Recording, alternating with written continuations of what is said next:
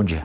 Bom, e nós temos te alertado nos últimos dias que ministros de países da União Europeia se reuniram nesta quinta-feira em meio a uma série de alertas de terrorismo no continente. As autoridades têm, inclusive, tentado discutir algumas formas para ampliar medidas anti-imigração no bloco, depois de ataques que aconteceram recentemente, principalmente na França e na Bélgica. O Luca Bassani está acompanhando todos esses desdobramentos pela Europa, trouxe já informações em relação à Bélgica, ataques na Bélgica, ataques na França, e agora vai trazer informações a respeito dessa intenção da União Europeia de tentar estabelecer políticas para evitar situações como essa. O que está em planejamento, o que está sendo discutido, Luca?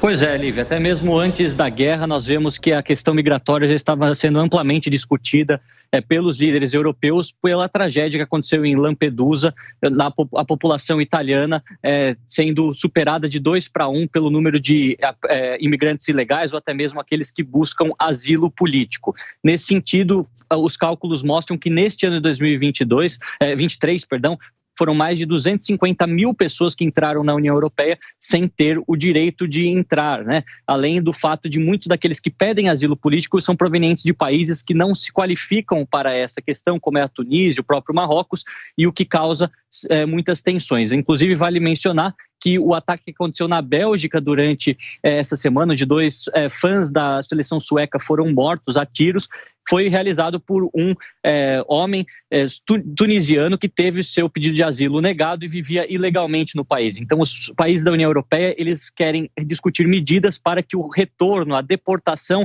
daqueles que representem um risco para os europeus e aqueles que não se qualifiquem para asilo propriamente dito, não tenham o status de refugiado garantido, possam ser enviados de volta o quanto antes, já que os estudos mostram que apenas 20% daqueles que não podem ficar na Europa são de fato removidos do continente europeu, portanto 80% permanece aqui e pode representar um perigo à população europeia. Muitos acordos estão sendo selados também com líderes do norte da África para evitar com que essas embarcações ilegais, muitas vezes comandadas por grandes máfias que exploram as pessoas por uma melhor condição de vida na Europa, que essas embarcações não possam deixar esses países e, consequentemente, menos pessoas cheguem na Europa com esses pedidos de asilo que muitas vezes não se provam verdadeiros. É uma questão ampla, complexa e que causa também tensões políticas. Lembrando que a União Europeia terá as eleições parlamentares para o Parlamento Europeu em Bruxelas e em outras cidades em 2024, e essa questão migratória tende a ser uma das mais importantes discutidas pelos líderes políticos.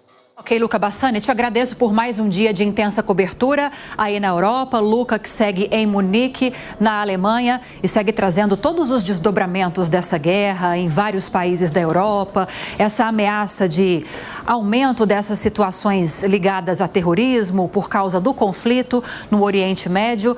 E amanhã tem muito mais para você que está acompanhando o Jornal da Manhã por Imagens. Você segue acompanhando 2 cenas diferentes, ambas gravadas, ok?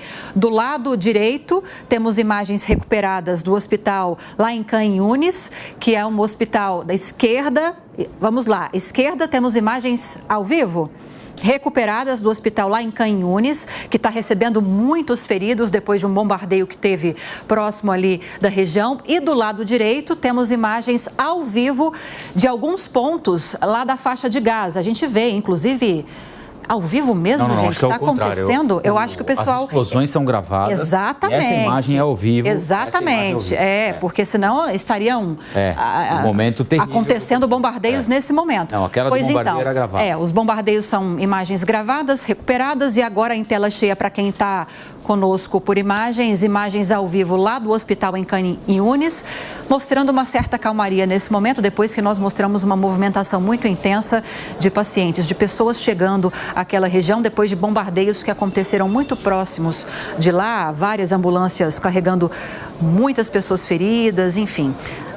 Os números desse bombardeio talvez ainda virão nos próximos dias. Rafael Colombo. É isso.